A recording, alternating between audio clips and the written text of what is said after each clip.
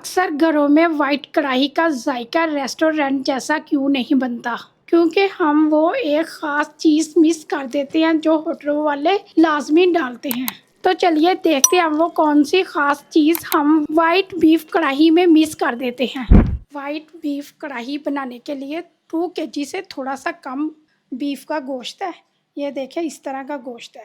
ये गोश्त मछली का है, तो इसमें थोड़ा सा ना फैट है, तो वो इसी तरह रहने देंगे। इसे प्रेशर में डाल दें। साथ ही इसमें हाफ टेबल स्पून नमक डाल दें। 1 टेबल स्पून कुटी अदरक डाल दें। साथ ही 1 टेबल स्पून कुटी लहसुन डाल दें। अब इसमें 1 लीटर पानी डाल दें। बीफ कढ़ाई बनाने के लिए सबसे पहले हम गोश्त को 90% तक गलाएंगे। तकरीबन हम प्रेशर 15 से 20 मिनट तक लगाएंगे और जो इसमें यखनी बचेगी वो बाद में मैं आपको बताऊंगी यूज़ करने का तरीका। अब इसे 15 से 20 मिनट के लिए प्रेशर लगा देते हैं।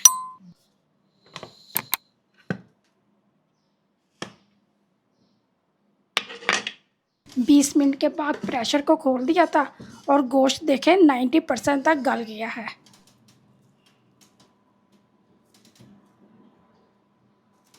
अब गोश्त को अलहदा निकाल लेंगे और इसकी यखनी को अलहदा निकाल लेंगे।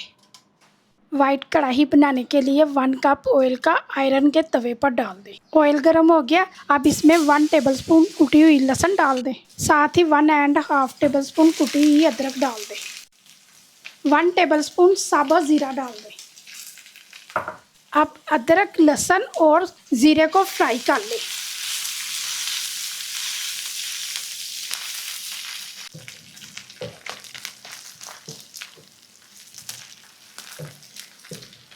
एक से 2 मिनट हो गया लहसुन, अदरक और ज़ीरे को भूनते हुए।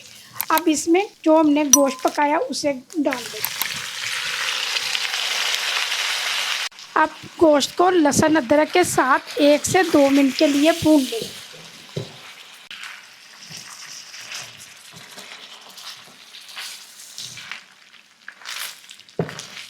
गोश्त को लहसुन अदरक के साथ 1 से 2 मिनट हो गए भूनते हुए। अब इसमें 1.5 कप प्याज का पेस्ट डाल दें। ये प्याज ना मैंने 3 लिए थे मीडियम साइज़ के। साथ ही इसमें 1 टीस्पून नमक डाल दें। नमक हमने पहले भी डाला तो इसलिए नमक कम डालेंगे। Half table spoon white paper डाल दें। अब मीडियम आंच पर गोश्त और प्याज को 8 से 10 मिनट तक पकाएंगे। बस ध्यान इस बात का रखें कि प्याज ब्राउन ना हो। अगर प्याज ब्राउन हो गया तो कढ़ाई का कलर ख़राब हो जाएगा।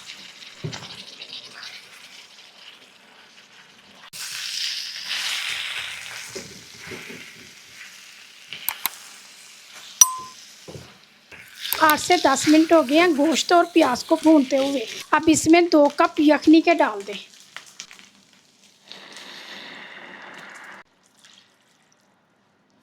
अब यखनी के साथ भी गोश्त को 2 से 3 मिनट तक पकाएंगे ताकि जो गोश्त में कसर है वो ख़त्म हो जाए और गोश्त अच्छी तरह गल जाए। और यखनी इसलिए डाली है, इससे कढ़ाई का टेस्ट अच्छा आएगा आम पानी से ज़्यादा। 2 से 3 मिनट हो गए हैं गोश्त को यखनी के साथ पकाते हुए। अब इसमें 1 कप दही का डाल देंगे। दही को मिक्स कर दें। अब दही और गोश्त को 8 से 10 मिनट तक पकाएंगे ताकि दही का पानी खुश्क हो जाए और गोश्त ऑयल को छोड़ दे।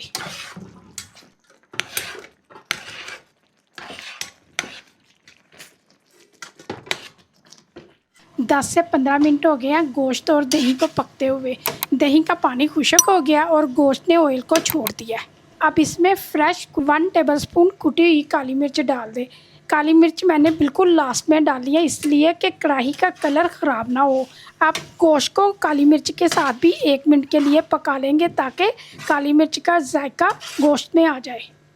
काली मिर्च के साथ भी गोश्त को पकते हुए 1 मिनट हो गया। अब इसमें डेयरी क्रीम डाल दें। और डेयरी क्रीम आपने जब डालनी है तो चूल्हे को या तो आपने बंद कर देना है या बिल्कुल लो कर देना है ताकि क्रीम फटे ना।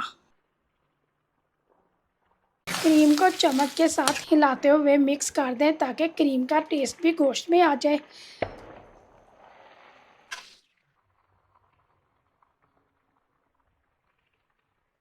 लास्ट में बारीक कटी हुई अदरक, सब्ज़ मिर्च और सब्ज़ धनिया के साथ गार्निश कर दें।